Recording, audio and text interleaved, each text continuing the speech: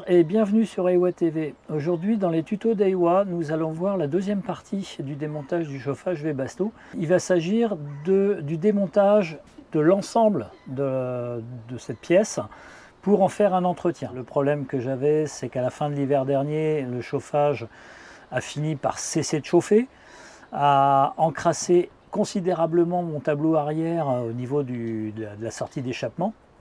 J'étais obligé de la nettoyer tous les matins et donc a fini par cesser de chauffer.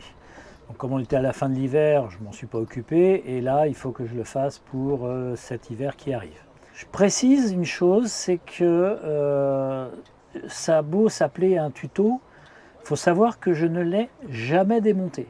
Donc on va découvrir ça ensemble finalement. Je ne vais pas vous expliquer comment faire, vous allez voir avec moi en direct comment j'ai fait et qu'est-ce que j'ai découvert. Et qu'est-ce qu'il va falloir faire pour le nettoyer et le remonter pour le rendre à nouveau fonctionnel.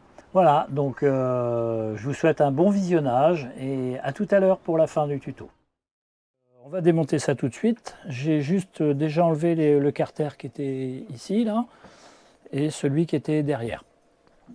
Et puis on va continuer ensemble. Alors je vais enlever ce joint-là.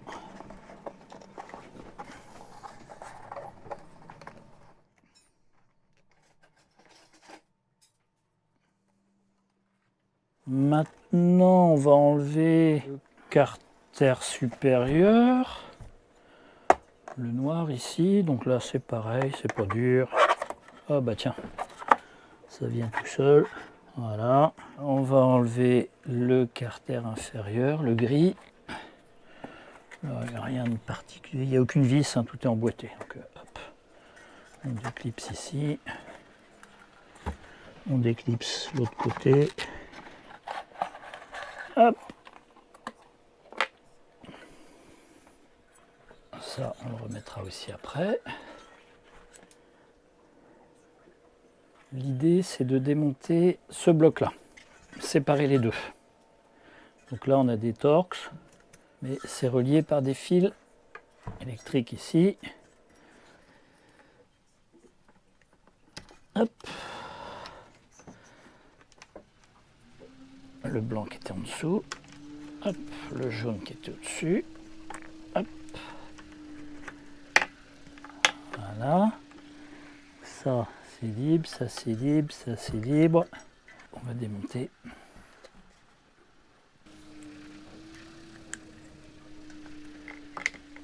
Ouais, c'est ce que je craignais, mon tournevis.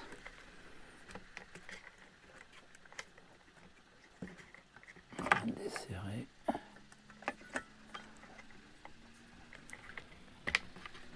Deux.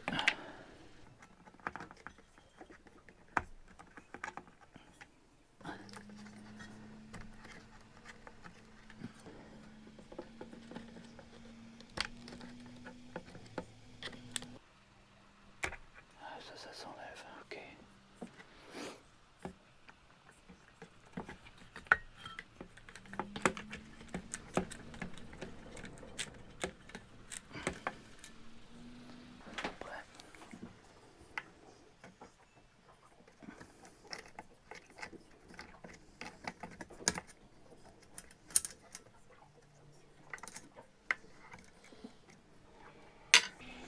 Alors on va essayer de séparer ça. On va essayer de séparer ça délicatement.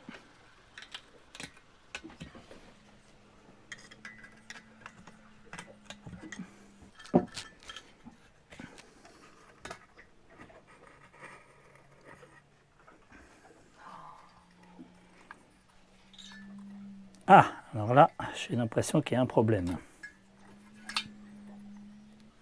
Grosse découverte, là il y a un trou dans la membrane. Je ne suis pas certain que ce soit normal. Ça c'est le ventilateur. Ouais, c'est le ventilateur qui fait circuler l'air frais sur les ailettes de la chambre de combustion pour réchauffer cet air qui ensuite sera expulsé là dans le tuyau en fait qui est dans le tuyau de chauffage qui fait le réseau. Donc ensuite on a accès au brûleur qui est à l'intérieur, donc il va falloir enlever ça, enlever cette pièce là pour pouvoir décalaminer l'ensemble. Donc changement d'outil parce que là il faut rentrer ici là, dans le fond. Et là je suis obligé d'utiliser ce type de clé.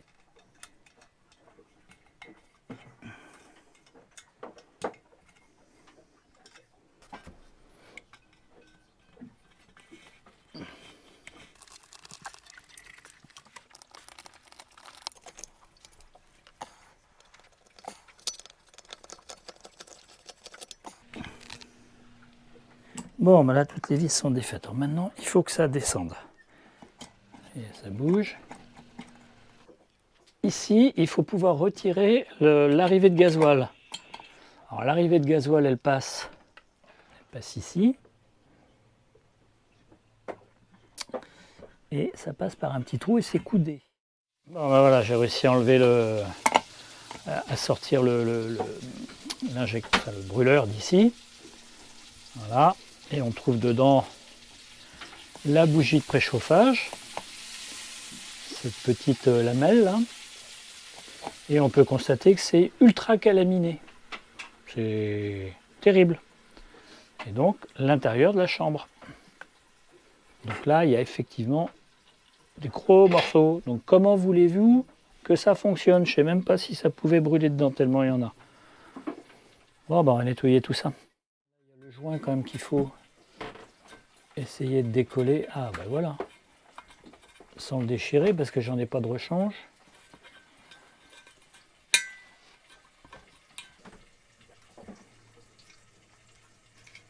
Voilà. Ah maintenant on peut enlever la chambre de combustion. Hop là. Là il y a matière là. Ah tu comprends pourquoi ça chauffe plus. Regarde l'épaisseur de calamine qu'il y a là-dedans. Oh là là là là là là. Au secours. Bon là c'est maintenant que le travail propre est fini, on va faire le travail sale. Donc on va nettoyer d'abord cette partie-là, pourquoi pas, hein, donc bien brosser. Moi j'utilise une brosse à dents. Bon, j'en ai déjà retiré pas mal. Un tournevis éventuellement pour gratter un peu vraiment les parois. Et il y en a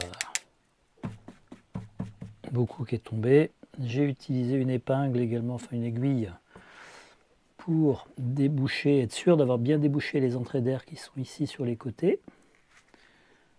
Ici on a des entrées d'air, une là, de l'autre côté.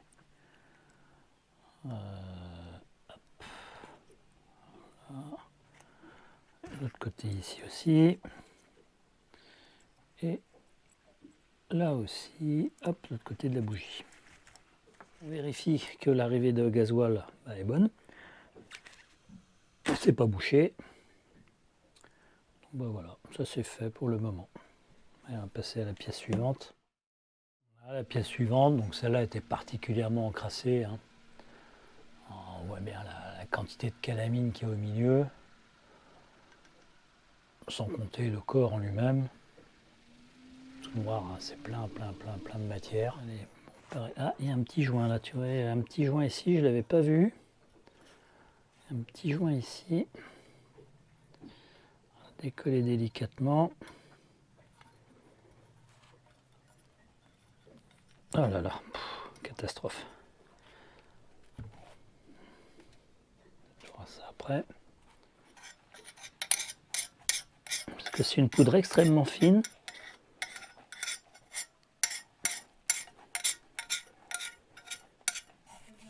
Là, c'est particules fines. Hein.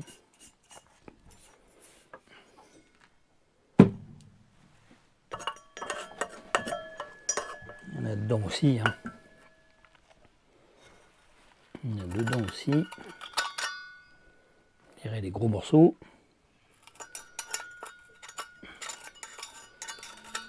En fait, dans la chambre ici, il y a plein de trous également.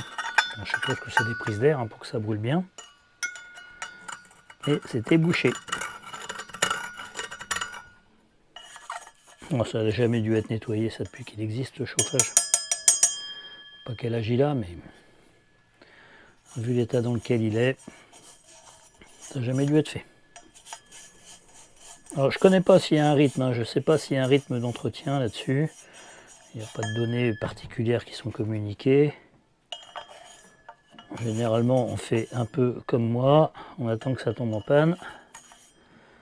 Enfin là c'est pas moi qui ai attendu que ça tombe en panne puisque le bateau ça fait que 2 ans qu'on l'a. Et ça à mon avis ça a plus de 2 ans d'ancienneté.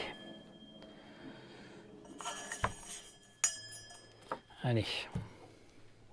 Ah, voilà le résultat, j'aurais dû mettre des gants. Donc maintenant on va se faire cette pièce là. On va se faire le corps principal, hein, de corps de chauffe quoi. Donc là, pas beau à voir. Hein.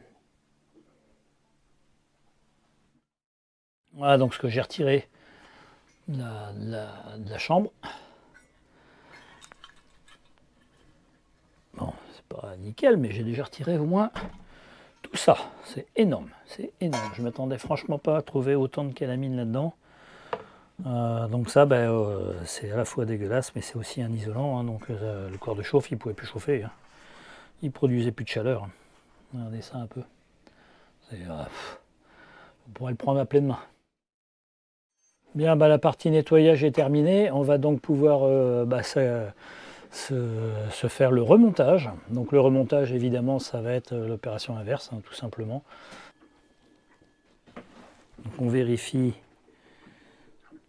que tout est bien en place. Les trous sont dans les trous. Là, c'est là, puisque le gasoil, lui, va être à peu près ici. Donc on marque, hein, c'est des accès à cet endroit-là. C'est des accès ici. Donc il faut bien faire en sorte que quand on va y être, on soit dedans. Donc c'est bien ça. Voilà. Donc ça, je sais que ça l'est. Le petit joint, hop, le petit joint de caoutchouc qu'on avait trouvé tout à l'heure, qui était collé là-dessous, il est là maintenant, il est à sa place. Donc tout va bien. Le brûleur, ici, et on pourra tout refermer. Voilà, le remontage est fait. Donc on a bien le brûleur dans sa chambre de combustion. J'ai quand même dû changer les vis là, changer ces vis là parce que les précédentes avaient du cuir. Donc il n'y avait plus de filetage, il n'y avait plus rien, ça ne tenait plus. Repasser le brûleur, c'est un petit peu délicat, hein, le brûleur, l'admission de gasoil, c'est un peu délicat avec la forme que ça a, mais c'est bienvenu, il n'y a pas eu de difficulté majeure. Donc maintenant on va refermer le groupe ventilateur dessus. Bon, la repose du joint, elle n'est pas compliquée, puisque de toute façon il y a des repères ici, deux petits trous là et 2 ici, qu'il faut aligner dans les ergots qui sont là. Donc on ne peut pas se tromper. Hop. Donc je ne le change pas parce que j'en ai pas. Voilà, donc ça c'est fait, c'est remis. Allez, on remet ça là. Hop, on fait passer ça là, on refait passer ça là. On n'accroche pas tout. Voilà. Tac, c'est bien descendu dedans. Il n'y aura plus qu'à rebrancher les fils après. Ces 3 là. Tac, tac, tac. Voilà, elles sont remises. On va serrer.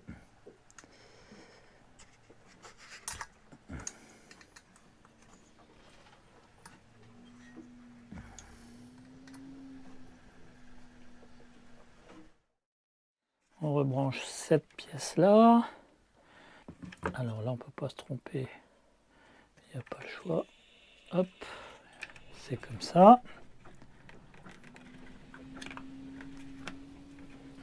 Là, c'est pareil, on ne peut pas se tromper. C'est pas les mêmes sections de câbles. Donc le jaune ici, le blanc ici. Et puis ça s'enfonce bien. Et puis voilà, il n'y a plus qu'à remonter le carénage. Bien, voilà, le remontage est terminé. Alors, je ne l'ai pas présenté, hein, parce que de toute façon c'est l'inverse du démontage. Tout le carénage, là c'est du carter en plastique qui s'emboîte. Donc il n'y a aucune visserie, il n'y a rien à démonter, c'est que de l'emboîtage. Donc voilà, c'est fini, il n'y a plus qu'à aller réinstaller ça à sa place originale et puis tester, voir si tout fonctionne. Personnellement, j'en doute pas une seconde. vu l'état dans lequel il était, il ne peut que remarcher. Voilà, donc j'ai rien oublié de rebrancher, donc il n'y a plus qu'à installer. Le chauffage est fini d'avoir été nettoyé, comme vous avez pu voir. C'était un sacré boulot, beaucoup de suie, un travail très sale. Donc mon conseil déjà, prenez des gants, essayez de faire ça aussi, peut-être pas comme moi, je dirais pas à l'intérieur du bateau, parce que au brossage, ça ne se voyait pas en vidéo, mais il y a énormément de particules fines qui sont parties en suspension dans l'atmosphère du bateau, qui se sont déposées un petit peu partout sur les meubles. Enfin derrière, il y a eu un ménage important à faire dans le bateau, malgré que j'ai été plutôt délicat.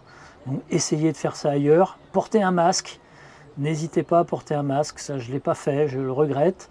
Les particules sont vraiment fines, vous en aspirez énormément. Donc voilà, c'est les derniers conseils que je peux donner suite à l'entretien de cette chaudière-là.